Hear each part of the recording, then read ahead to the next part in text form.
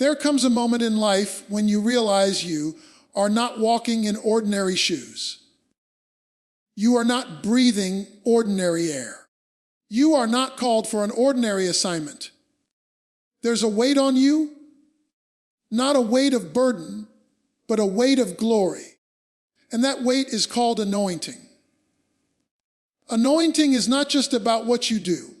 It's about who you are when God's hand rests on you. It is the supernatural enablement to accomplish what flesh alone cannot. And when you carry a heavy anointing, the atmosphere shifts. When you enter a room, chains break.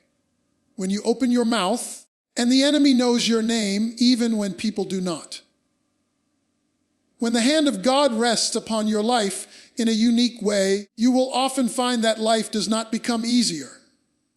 It becomes more intense. The battles seem bigger, the delays feel longer, and the pushback is stronger. This is because a heavy anointing is not hidden from the enemy's radar. The very moment you step into your divine calling, every opposing force lines up to test your endurance, question your faith, and shake your confidence. It's not that you are doing something wrong. It's that you are carrying something so significant that the enemy cannot afford to leave you unchallenged. Many people misinterpret resistance as a sign that they have missed God's will, when in fact, it can be the evidence that they are right in the center of it. The enemy does not bother those who pose no threat to his agenda. He reserves his greatest attacks for those who carry the potential to disrupt darkness. If you feel as though you are constantly being hit from every side, physically, emotionally, spiritually, it may be the clearest indication that heaven has entrusted you with something powerful enough to shift nations, heal hearts, or change generations. Before every breakthrough, there is often a period of intense spiritual turbulence. It can feel like the storms come one after another with barely any space to breathe. You might experience closed doors that seem sure to open, betrayals from people you trusted deeply, or unexpected losses that leave you questioning your stability. But this resistance is not random. It is strategically designed to see if you will surrender to pressure or stand firm in faith. The weight you feel pressing against you is trying to crush your confidence so that you will abandon the very thing God placed in you. This is the reason why so many never see the full manifestation of their anointing. They give up right before the breakthrough arrives. What they didn't know is that the greater the calling, the greater the resistance before the release. Just like a seed must press through the dirt before it sees the light, your calling must push through opposition before it walks into visibility. The soil of your trial is not meant to bury you. It's meant to cover you until the right season comes to reveal you. Think of David before he became king. He was anointed long before he wore the crown. But between that moment and his coronation, he faced a jealous king, countless battles, and seasons of hiding in caves. Every challenge was not to deny him the throne, but to prepare him for it. Resistance has a way of refining your character, teaching you humility, and deepening your dependence on God. It is in the pressure of opposition that you learn how to lean not on your own strength, but on His. Sometimes the resistance doesn't just come from the outside, it rises up from within. You wrestle with doubt, fear, and the temptation to settle for less than what you've been promised. The enemy will plant lies in your mind, telling you that the fight isn't worth it, that maybe you heard wrong, or that you are not qualified for what you are carrying. These internal battles are just as real as the external ones, because A heavy anointing not only threatens the enemy's territory, it threatens your comfort zone. This is why it is vital to recognize resistance for what it truly is: confirmation. You are not just moving, you are advancing. You are not just existing, you are progressing toward a divine assignment. Every delay, every pushback, every wave of criticism is a signpost that you are carrying something worth contending for. If there was nothing in you worth fighting, the fight wouldn't exist. Even in nature, resistance is part of the process of growth. A butterfly must fight its way out of the cocoon to strengthen its wings. Without the struggle, it would never be able to fly. In the same way, the resistance you face is developing the spiritual muscles you will need to carry the weight of your calling without collapsing under it. Without this season of opposition, the very breakthrough you are waiting for could destroy you instead of bless you. This is why you cannot view resistance as a punishment. It is actually a sign of divine investment in your life. God allows the friction, the closed doors, and the storms not to harm you, but to shape you into a vessel that can hold the heavy oil He is pouring over you. The pressure may feel unbearable at times, but it is molding you into the kind of person who can be trusted with influence, authority, and impact. You are in the fight you're in because of what's on your life, not because of what's wrong with your life. The magnitude of the opposition is directly connected to the magnitude of the anointing. If you can endure the resistance without letting go of your faith, you will step into the kind of breakthrough that does not just bless you. It will ripple into the lives of countless others, fulfilling the very reason God placed that weighty oil upon you in the first place. There is a certain courage that cannot be taught in classrooms or developed through self-help books. It is not the result of personality, type, or natural confidence. This kind of boldness is born from encounters with the living God. When His Spirit rests upon you, fear loses its grip. You find yourself saying things you once would have swallowed, standing in spaces you once would have avoided, and confronting situations you once would have run from. This is not recklessness. It is holy courage that flows from knowing you are backed by heaven itself. When the anointing is heavy upon your life, you stop measuring yourself by the opinions of people. You become less concerned about whether your words will be applauded or criticized because you know you are speaking with an assignment, not an agenda. This boldness allows you to address what others ignore, to step into challenges that others retreat from, and to stand for truth even when it is unpopular.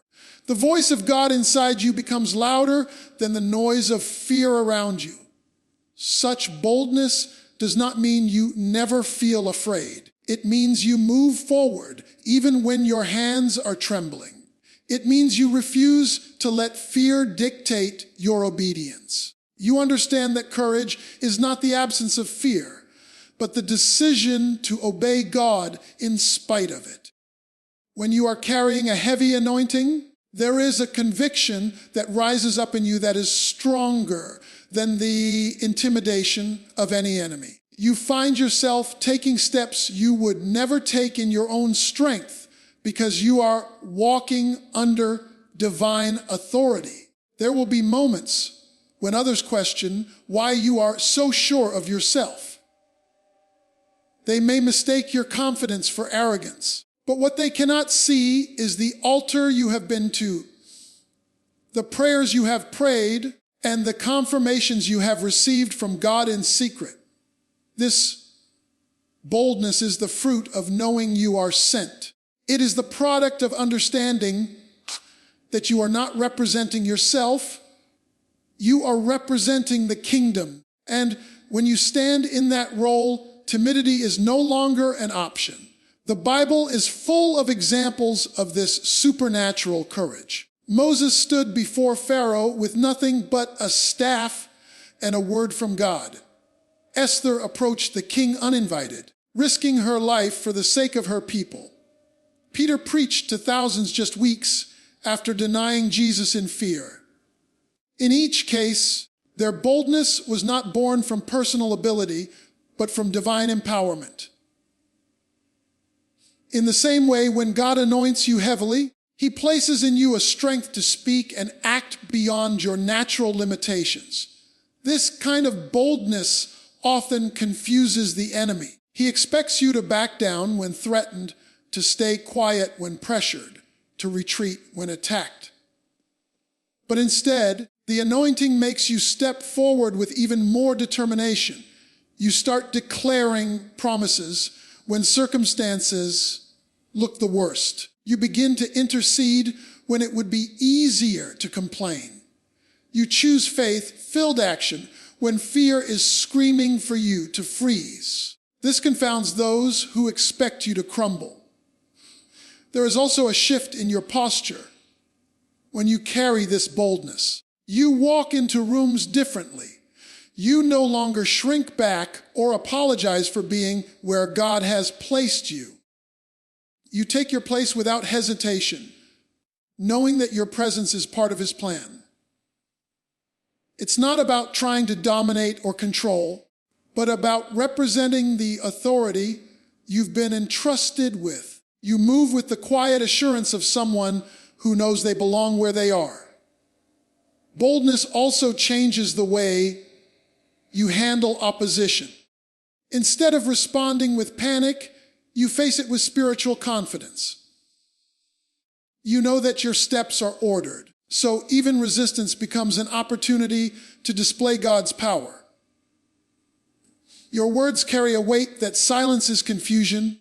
Your prayers carry a fire that shifts atmospheres, and your stance communicates to every challenge that you will not be moved. You are not fearless because the battle is small, but because the God in you is greater than the battle around you. This unexplainable courage draws people. They may not understand the source, but they are inspired by it. Some will find hope simply by watching you stand firm. Others will gain faith because they see you step into what they thought was impossible. The boldness on your life becomes contagious, sparking courage in those who had forgotten they could rise. When God clothes you in this kind of courage, it becomes a testimony in itself. The beauty of this boldness is that it does not fade when the spotlight is gone. It shows up in the quiet places, in the private decisions, and in the moments when no one is watching. It is not performance. It is identity. It is a constant awareness that you have been appointed for such a time as this, and no amount of fear, doubt, or opposition will convince you to stand down from the place God has called you to occupy. When the anointing on your life is heavy, there is an undeniable pull toward the presence of God that outweighs any attraction to human applause. The crowd may cheer, the platform may shine, but deep in your soul, you know that no stage can compare to the secret place where you meet Him. You are not impressed by positions or titles because you understand that true power is not found in being seen by people, but in being known by God. There is a hunger in you that no spotlight can satisfy. This pull toward His presence becomes the anchor of your life.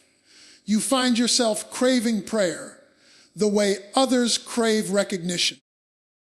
You long for worship more than you long for attention.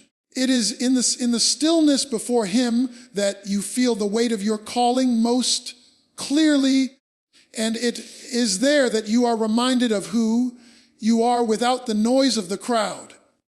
The platform might give you visibility, but His presence gives you vitality. The more you dwell with him, the less you feel the need to prove yourself. The validation of men begins to lose its grip on your identity. You no longer perform to be accepted because you have already been embraced by the one whose opinion matters most. In his presence, the applause fades, the critics' voices go silent, and all that remains is the voice of the shepherd calling you by name. That voice becomes your compass, guiding your steps in ways that no public opportunity ever could. A heavy anointing teaches you that the platform is temporary, but his presence is eternal. Stages can be taken away, but no one can remove the place you have in his presence. You may walk away from opportunities that others would fight to keep, simply because they pull you away from the intimacy you have with him. To some, this will seem foolish. To you, it is wisdom. You know that once you lose the presence, you lose the power, no matter how bright the platform shines. There is a refinement that happens in private that can never happen in public. In the hidden moments with God, he shapes your character, heals your wounds, and prepares you for the weight of what you are called to carry. If you live only for the platform, you will seek performance over purity. But when you live for his presence, you value consecration over crowds. You become more concerned about the oil staying pure than about the opportunities staying open. The presence of God becomes your safe place in seasons of pressure. While the platform can bring demands, expectations, and even criticism, the presence offers rest, renewal, and perspective. It is where you are reminded that you are not sustained by followers, views, or influence, but by the word that proceeds from his mouth. It is where you lay down the weight of public responsibility and pick up the joy of private relationship. When your heart is anchored in his presence, you approach the platform differently. You no longer step onto it to receive, but to give. You don't use it to build your own name, but to glorify his. The platform becomes a tool, not a trophy. It is simply a place where you pour out what has been poured into you in the secret place. And because you are not addicted to it, you are not afraid to walk away from it. When God says your season there is over, there is also a discernment that comes from prioritizing his presence over the platform. You can sense when an opportunity is a divine assignment and when it is simply a distraction dressed as a blessing. You can hear the subtle warnings of the Spirit telling you when to move and when to wait. This discernment keeps you from chasing things that look good but would drain the very anointing that makes you effective. Living for his presence more than the platform also keeps your heart pure when the platform grows. The larger your influence becomes, the more temptation there will be to drift into self-reliance or pride. But the presence reminds you daily that apart from him, you can do nothing. It keeps you dependent, humble, and aware that every open door you have is because of his grace, not your greatness. And when the lights go out and the stage is empty, you still have joy because your fulfillment was never in the platform to begin with. Your satisfaction comes from knowing that you have walked with him, heard from him, and carried his presence wherever you have gone. The platform may give you a moment, but his presence gives you a lifetime of purpose and power. There is a distinct difference between someone who operates out of ability and someone who walks in authority. Ability is rooted in talent, skill, and personal effort, but authority comes from a higher source. It is the spiritual endorsement that gives weight to your words, power to your actions, and undeniable impact to your presence. When you carry a heavy anointing, you move beyond simply doing things well. You do them with a divine backing that shifts atmospheres and changes outcomes. People may recognize your ability, but what they truly encounter is the authority of the one who sent you. Authority is not something you can manufacture. It is something that is granted. It comes from being positioned under God's rule and carrying His mandate. This means that your effectiveness is not determined solely by your credentials or your resume, but by the level of spiritual jurisdiction you've been entrusted with. You can have a gift that impresses people, but authority is what causes demons to tremble, mountains to move, and chains to break. It's not about how good you are. It's about whose name and power you represent when you act. When you walk in authority, your words carry a different weight. You can speak the same sentence someone else speaks, but when you say it under divine authority, it pierces the heart, convicts the spirit, and releases breakthrough. This is why people may struggle to explain why your presence feels different. They are sensing the authority on your life. It is invisible to the natural eye, but undeniable to the human spirit. Your authority announces itself without you needing to broadcast it. Ability can open doors, but authority changes environments once you enter them. A person with ability might gain the ear of a leader, but a person with authority can shift that leader's heart. Authority does not just entertain, it transforms. It is not bound by human limitations because it operates on heaven's agenda. This is why you will sometimes accomplish more in one act of obedience under authority than in years of striving through ability alone. Authority also changes the way you face opposition. Someone who relies solely on ability may retreat when confronted by challenges beyond their skill set. But someone walking in authority understands that they are not standing in their own strength. They can confront situations that seem impossible, not because they have all the answers, but because they know they have been authorized by God to address them. The power behind them is greater than the resistance in front of them. This authority is not given lightly. It is forged in seasons of obedience, submission, and preparation. God will often test your ability to follow before He entrusts you to lead. He will see if you can carry His instructions in the small things before releasing you to operate in greater things. Authority flows through those who are aligned with His will, because authority without submission becomes rebellion. The weight of the anointing demands the covering of His order. When you have authority, even your silence can speak. There will be times when you won't have to argue, defend, or prove yourself.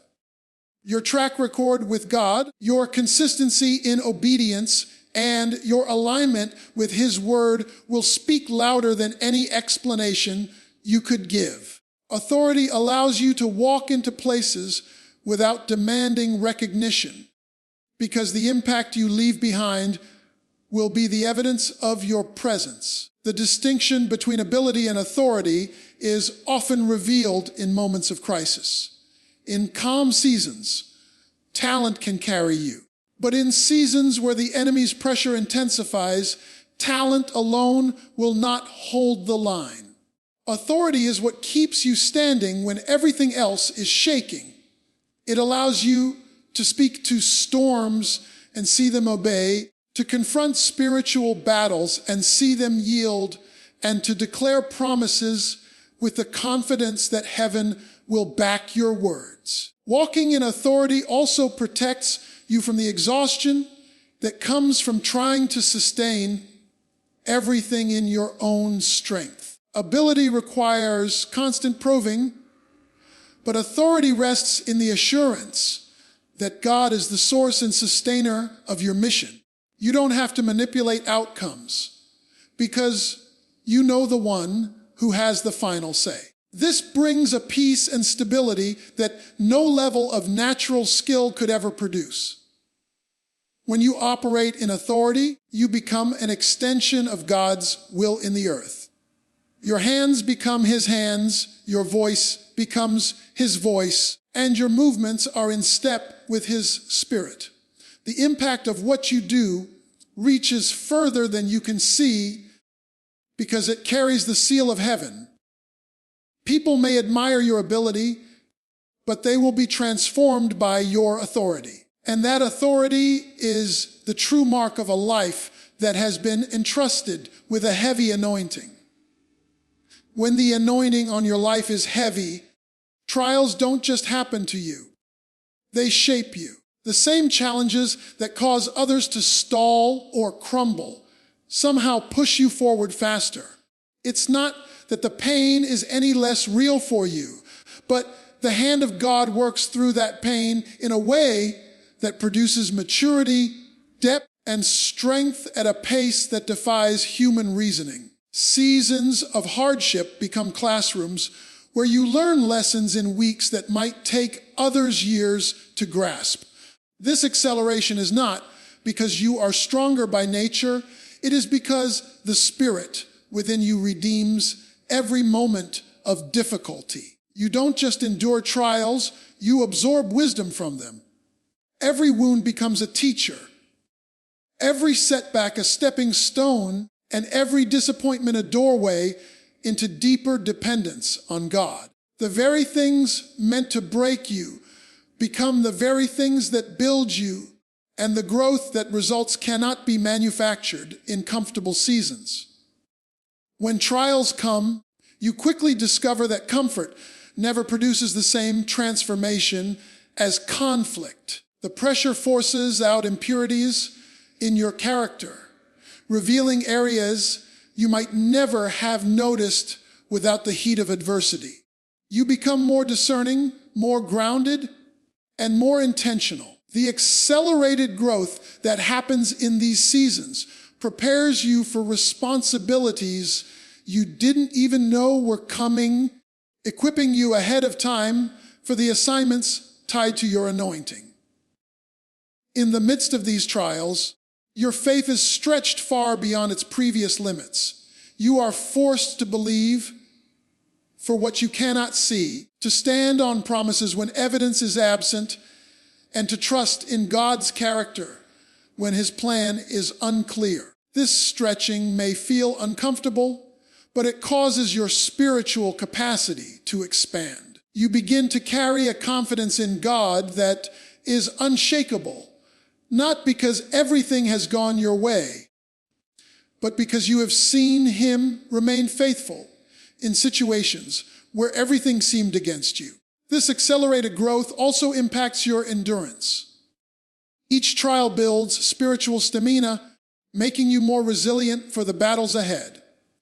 What once would have shaken you to your core now barely moves you, not because you have become hardened, but because you have been strengthened. Your endurance no longer depends on ideal circumstances. It comes from the unchanging foundation you've developed through repeated victories in difficult seasons. The wisdom you gain in these times sets you apart. People will notice that you respond differently to problems than you did before.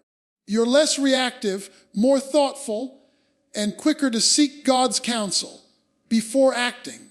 You speak with authority on matters you have walked through, and your counsel carries weight because it is backed by experience. The accelerated growth that comes from your trials makes you a source of encouragement and guidance for others still navigating their own storms. There is also a deep humility that comes from growing through trials. You realize that you cannot take credit for the progress you've made because much of it happened in moments when you had no control. This humility keeps you dependent on God, aware that without Him, the same trials that grew you could have destroyed you. It also allows you to empathize with others who are struggling, because you know firsthand the pain and uncertainty they feel. The accelerated growth you experience does not go unnoticed in the spiritual realm. The enemy sees that the very weapons formed against you are becoming the tools that prepare you for greater assignments. What was meant to slow you down actually propels you forward, making you a more effective weapon in God's hand. This frustrates the plans of the enemy because he realizes that every attack only increases your capacity. This process of rapid growth in trials also deepens your intimacy with God. Hard seasons have a way of stripping away distractions and revealing what truly matters. In those moments, you learn to value His presence over everything else. You see His provision in unexpected ways, hear His voice more clearly, and recognize His hand even in the smallest details. This intimacy becomes a permanent part of you, a foundation that no future storm can erase. Through these trials, you become a living testimony that hardship does not have to hinder destiny. Instead, it can hasten it. The accelerated growth you experience equips you to carry the heavy anointing on your life with strength, wisdom, and humility, preparing you for greater impact than you could have achieved if your journey had been easy. If you recognize these signs in your life, understand this: the oil on your life is not cheap. It was pressed out of seasons you thought would break you. It was refined in moments you thought were the end. And it comes with a call to steward it, to protect it, and to pour it where God tells you. You don't carry this heavy anointing for decoration. You carry it for transformation. Walk boldly. Live faithfully. And remember, the weight you feel is the proof that heaven has trusted you with something eternal.